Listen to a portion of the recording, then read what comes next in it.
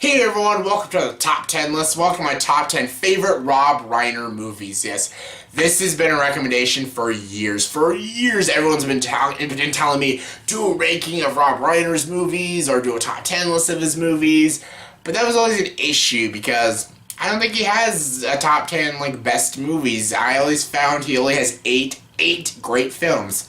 Then everyone's like, why don't you just do a ranking of his good movies like he did with Adam Sandler? But if I do that, then that insinuates that I'm going to do a top 10 worst Rob Reiner list, and I can't do that either because I haven't seen all of Rob Reiner's movies because I don't want to see all of Rob Reiner's movies, and I've seen a few of his bad ones like North and The Bucket List, and that's enough bad movies for Rob Reiner, and yeah, I know he's got a bunch of them, but I don't want to watch them all. That's why I don't want to do a ranking of all his films. I know I've done ranking for other people, I've seen much worse films, but I love Rob Reiner so much, it'll pain me to watch some of his newer films.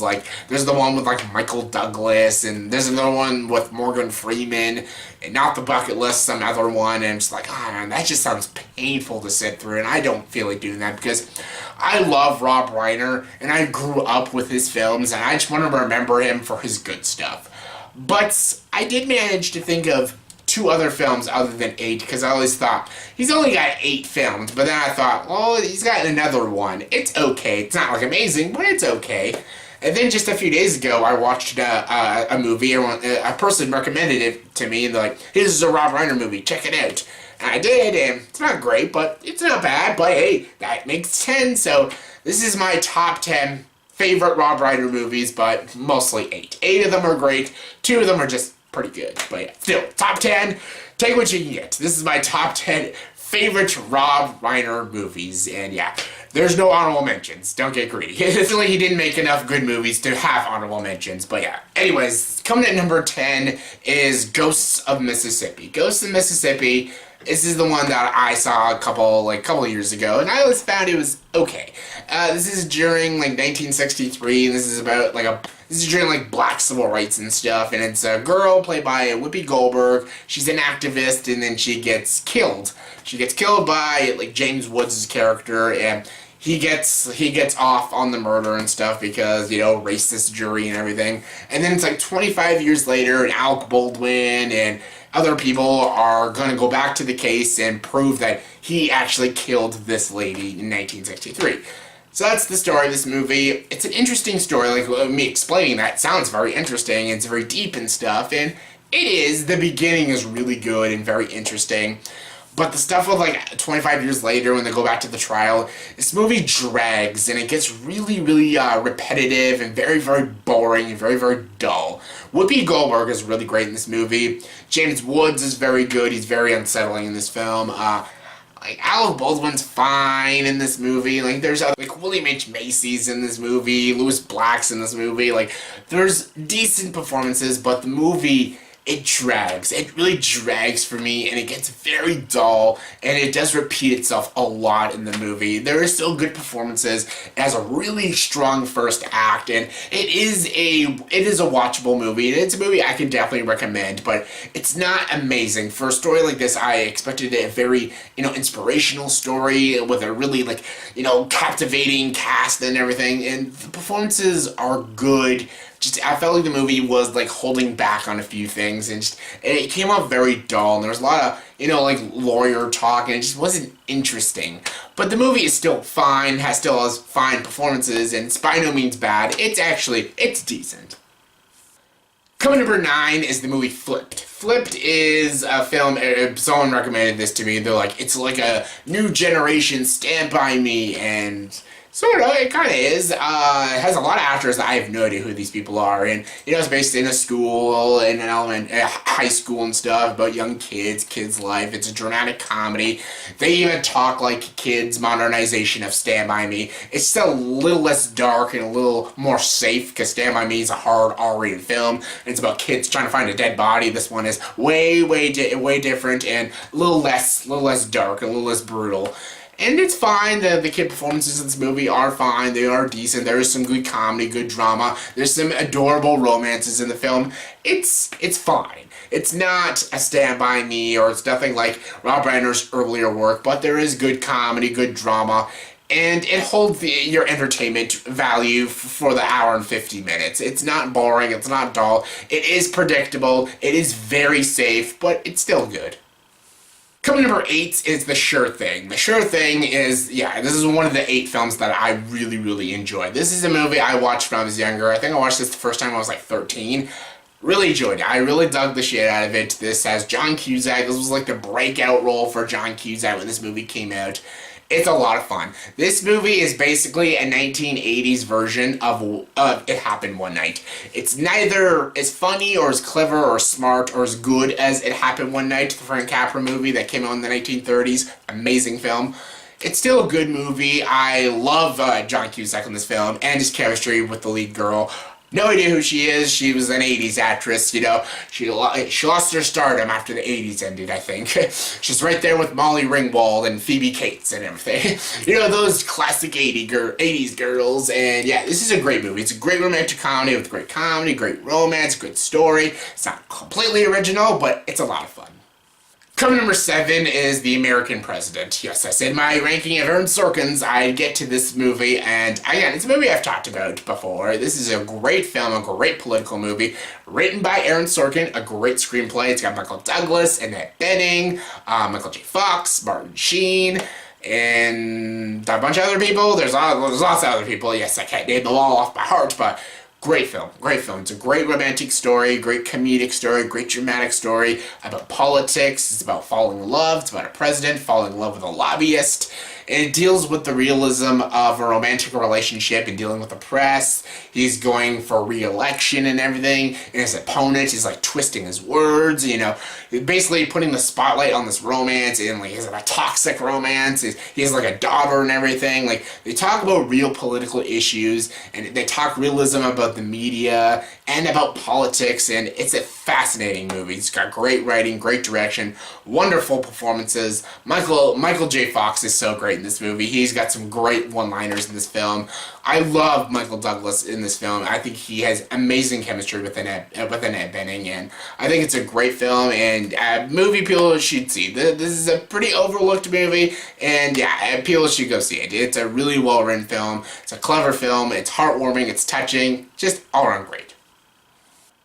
Coming number 6 is Spinal Tap. Yes, this is about to go to 11, and I love this movie. This is the directorial debut of Rob Reiner, and what a debut. This is just such an amazing film. These go to 11. Why don't you just make 10 louder? These go to 11. This is such a funny, clever, amazing mockumentary. Rob Reiner is actually in this movie as the lead character, about the guy interviewing the band of Spinal Tap, and this is a movie about him following them on tour and how they're this, like, you know, awesome band, they're this cool hit band, but eventually they argue and stuff and eventually split up and everything. And I love this movie. This has got such hilarious cameos, hilarious jokes. Christopher Guest is amazing. Because of this movie, Christopher Guest made a lot of other mockumentaries after Spinal Tap, like Best in Show and Waiting for Guffman. 2 great films, but it's nothing like Spinal Tap. Spinal Tap is so funny. This is like one of my favorite comedies of all time. It is hilarious. Like of course, the amp scene with 11. The scene when they try to find the stage, and they're just like backstage, like going in this big maze. Such a funny scene. Also, the concert scene when the guy's trapped in the plastic thing. Such a funny. There's just so many iconic scenes in this movie, and they're absolutely hilarious. I love the band of Spinal Tap. Christopher Guest steals the film. There's amazing cameos, great jokes, great writing, fantastic direction by Rob Reiner, and just an all-around delightful film. Coming number 5 is A Few Good Men. Yes, again, a movie I told you I'd get to. Again, another movie written by Aaron Sorkin. An amazing, amazing courtroom drama. A film, again, I've talked so much about. I've talked about this movie way too many times, but a great movie, great classic lines. You can't handle the truth. I want the truth. Great performances, great direction, and again, you guys know my opinions of it. You all know I love it. It's amazing. Coming number 4 is Stand By Me. Yes, oh my darling, darling, stand by me, stand by me. I love this movie. This is such a great film. This movie inspired a lot of other films, and a lot of films like, you know, borrowed tropes from it, like, you know, badass, cool kid characters. I think the movie It this year's It borrowed a lot of tropes from Stand By Me, because that's what it is. It is like Nightmare on Elm Street meets Stand By Me. Stand By Me is such a great film. It's a great comedic adventure story about four kids going out to find a dead body just so they can get famous. That is just a great story. A great story. I love these kids. I love these characters. You got Will Wheaton, you got Corey Feldman, you got Jerry O'Connell, and you got the late River Phoenix. Rest in peace, River Phoenix. You got Kiefer Sutherland as a really badass bully, like a really creepy one at that. You got John Cusack in a very early role, and classic line like, "Train!" Of course, the leeches scene. Ooh, that always got me as a kid. Oh, that scene. That scene. Such great. I love the comedy, the drama, the characters. It's a great coming of age story. And just, it's so simple. It's about them going to find a dead body. And that's the story. And it's just so great. It's such a timeless and classic story. It's written by Stephen King. Well, it's based off the book written by Stephen King. And just the movie is an amazing adaptation and just an amazing film. And I absolutely adore it. Coming number 3 is Misery. Misery. Oh, another really great film. This is why I love Rob Reiner as a filmmaker, especially in the 1980s. He was just so different and versatile. Like, he made movies like Stand By Me, then he made a movie like Misery, and then Spinal Tap. Like, these are all such different films they have like different characters and different genres. He's just such a unique filmmaker. I'm surprised he doesn't still do that. He's just awful now, but still, watching these movies, this is what makes me love Rob Reiner still. Like, even though he doesn't make good movies anymore, because of these 80s movies, most importantly for like Misery and stuff, he's just so talented. I love Misery. It's a great Stephen King adaptation, probably one of the best Stephen King adaptations. Kathy Bates is so great as Annie Wilkes, one of the creepiest roles ever. James Caan is fantastic. It's literally a stalker story. It's about a girl. It's about a lady who's obsessed with James Caan's character because he's a writer. He writes these novels. They call the Misery novels. She's obsessed with him. She basically kidnaps him because he gets into a car accident. She saves him.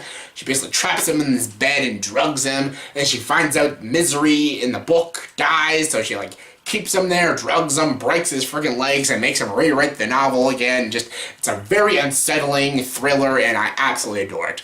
The performances are amazing, the direction is amazing, the writing is amazing, the movie itself is just amazing. Coming number 2 is When Harry Met Sally. When Harry Met Sally is one of my favorite romantic comedies of all time. I'll have what she's having. Ooh. I love this movie. I love Billy Crystal. I love Meg Ryan in this film. I love Nora Ephron's screenplay. Rob Reiner's direction is fantastic. It's a realistic story. Can men and women be friends? They can, but most importantly, they cannot if they have sexual tension and stuff, and if they're attracted to each other, they can never possibly be friends because that attraction will always be there. And I love the story. It's an interesting story. It's not strictly a romance because it's mostly a friendship between Harry and Sally, and then it grows into a romance in the ending. But it's a lot of the movies them talking. The beginning, I love the beginning of this movie. It's how they keep running into each other every 5 years, and then it's just their friendship and their lives together as friends and stuff. And they help each other with relationships and help each other move on from their ex-spouses and stuff. And it's an interesting story. It's a lovely story. It's got amazing comedy, wonderful performances, and it's got a great supporting cast as well. You got Carrie Fisher in the film, and I absolutely love it. And it's one of my favorite romantic comedies of all time. Love it. And my number 1 favorite Rob Reiner movie is, of course, it's Princess Bride. It's The Princess Bride. This movie I grew up with. Inconceivable. The cliffs of insanity. It's just, hello, my name is Inigo Montoya. You killed my father. Prepare to die. Marriage. As you wish. Just this is one of the most quotable movies ever made. This movie was a great movie to watch with the family. My whole family love The Princess Bride, and I grew up with this movie, and it holds a special place in my heart. I absolutely love this film, and it's got different genres. It's like fantasy, it's adventure, it's action, it's comedy, it's romance. There's even some thrilling moments in it. There's just this movie gives you everything, and it's the ultimate adventure story. The way Rob Reiner directed the film was amazing. The performances are all fantastic. You got like Mandy Patinkin, Carrie Ellis, Robin Wright, Wallace Shawn, you got Andre the Giant. I love Christopher Guest, Chris Sarandon, everyone's great. Billy Crystal as Miracle Max, I freaking love it. Carol Kane as the wife. I'll have fun storming the castle. They're not gonna make it out of the. They're not gonna make it out of that. No, so fucking great. I love the characters. I love the Dread Pirate Robert, aka Wesley, Princess Buttercup, Fred Savage, Peter Falk. I love them all. Inigo Montoya, Fezzik, Vizzini. I love it. Prince Humperdinck. I love these characters. I love the story, I love the characters, I love almost every single scene in this movie. Every shot, every frame of this movie is just amazing. I love the romance, I love the fencing scenes. It's probably some of the best fencing scenes you'll ever see in a film. Everything about this movie is amazing. It's so great. Anytime I need some cheering up, I put Princess Bride on, it always cheers me up. I've always loved it since I've been a kid. I had the VHS tapes, I had the DVDs, I now have the Blu-ray. It's just an amazing story, and it's amazing for everyone. It's perfect for people of all ages. Anyone can watch it, anyone can love it, anyone can experience it. It's the Princess Bride. It's a damn near masterpiece, and hands down, the best Rob Reiner movie, in my opinion. So yeah, that was my top 10 personal favorite Rob Reiner movies. So in the comment section below, please tell me, what is your top 10 favorite Rob Reiner movies? Just agree with mine, or do you have your own top 10 lists? Give me your thoughts and opinions, comment below, let me know. And as always, if it's video, please like, subscribe to this channel, and join the dark side.